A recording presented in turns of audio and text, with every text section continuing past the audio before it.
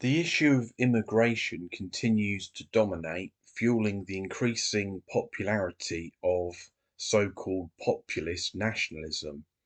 Here in Britain, for example, political capital is constantly being gained by the fake populist right regarding refugees and asylum seekers, whose arrival is blamed on many of society's problems.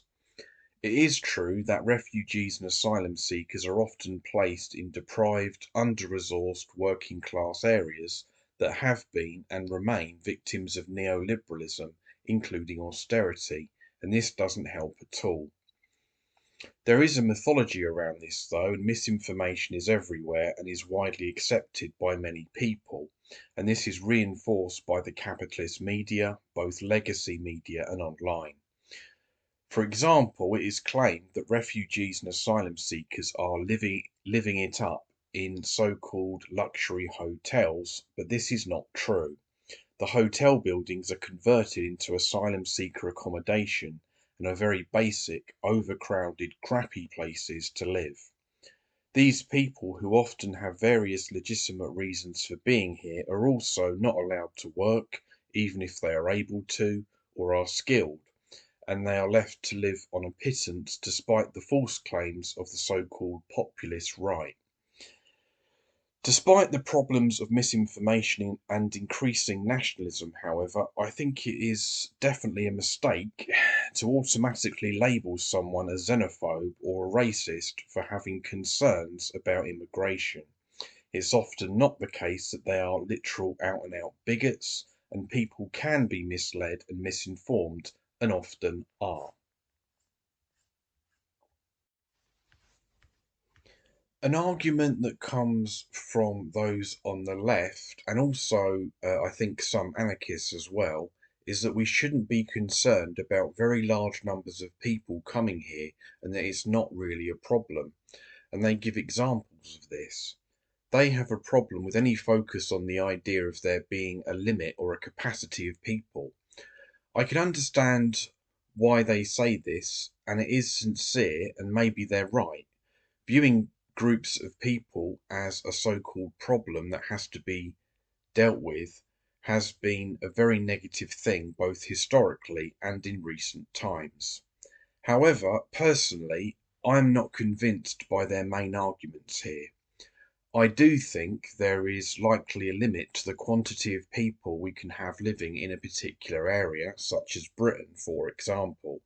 And though many on the left really don't like it at all, for me, overpopulation is a genuine concern that I think we need to be more conscious of. Since the year I was born, for example, the population of the planet has actually doubled, and I believe this is a significant increase. Some would also argue that the underlying problem is not just capitalism, but also industrial society, which also causes problems such as overpopulation.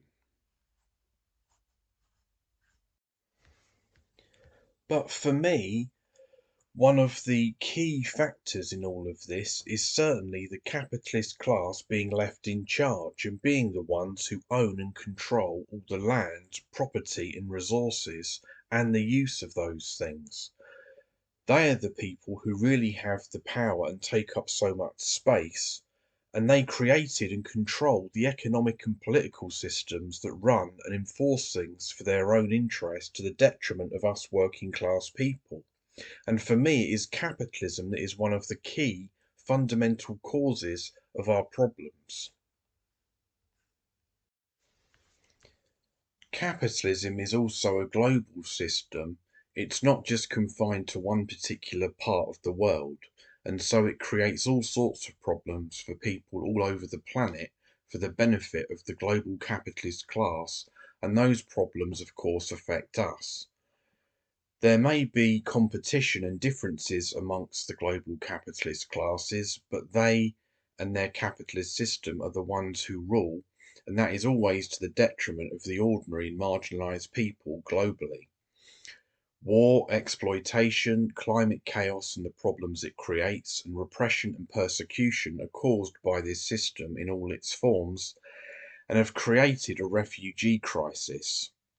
Furthermore, many of those who arrive here in Britain have family here, they speak English, and have been victims of the brutality of the border regime on the European mainland, or victims of brutality elsewhere, or have witnessed their families being brutalized or killed elsewhere, and many of these people are not safe in the places they come from.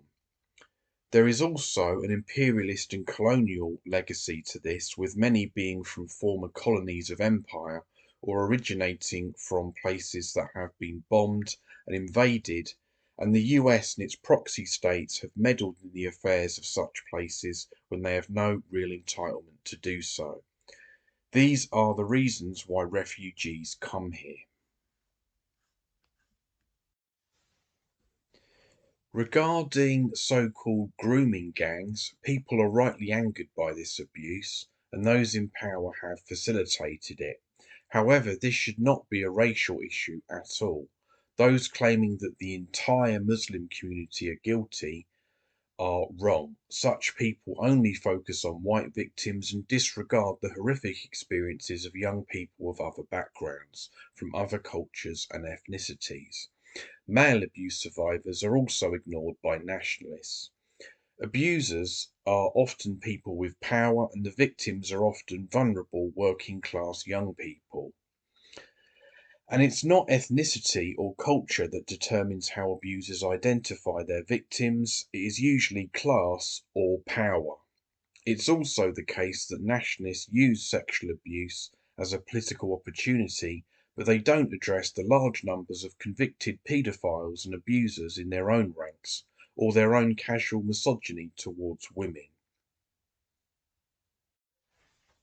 Regarding what happened in Rotherham, the real story there is about the collusion between the South Yorkshire Police, local government officials, members of Parliament, and a network of paedophiles and rapists, not because they were afraid of being accused of racism, but because they were actively involved in the abuse of and/or pimping vulnerable young working class kids. As usual, nationalists don't really care about abuse victims and want to opportunistically weaponize this for their own political gain. This is simply the reality, whereas the so-called populist right presents things in a particular, distorted, one-sided way that is lacking in facts and nuance that are inconvenient for them and their establishment backers. And it is a fake populism, just as it would be if I were talking about a so-called populist left. It's another fake alternative, which is what I talk about in the video I made about Reform UK being no friend of the working class. The cause of nationalism is used as a diversion to divert the indigenous working class people against their own class interests to serve the agendas of certain factions of the capitalist class who are the real enemy. Nationalism is a cult, and it is an anti-working class capitalist ideology disguised as pro-working class that enslaves the individual. It is capitalism and the state that are undoubtedly the underlying cause of our problems, and until we take on capitalism and the state, and until there is real resistance and revolt against them, we will be lumbered with the problems they create, which will only get worse. It is capitalism that exploits our labour and punishes us for being poor or disabled. It is capitalism that steals our time, depriving us of spending time we could be spending with our family and friends and our loved ones. It is capitalism that atomizes us and divides us and pits us against each other in various ways. It is capitalism that robs us of being able to be what we want to be, robbing us of our dreams and desires, and being able to do what we want to do, draining the meaning and enjoyment from our lives. Capitalism endeavours and often succeeds in taking ownership of us and our lives. And it is capitalism that is to blame for the barbaric, destructive slaughter of war, and it is capitalism that is causing so much environmental destruction and chaos. It is capitalism that threatens our very survival as a species. We need to break free from capitalism. Don't be deceived by divide and rule lies. Don't prop up this evil, venal, dystopian, planet-destroying system, capitalism. Fight back against it for your own interests, on your own terms, instead of for the interests of corporate parasites, self-serving politicians, bigots and charlatans.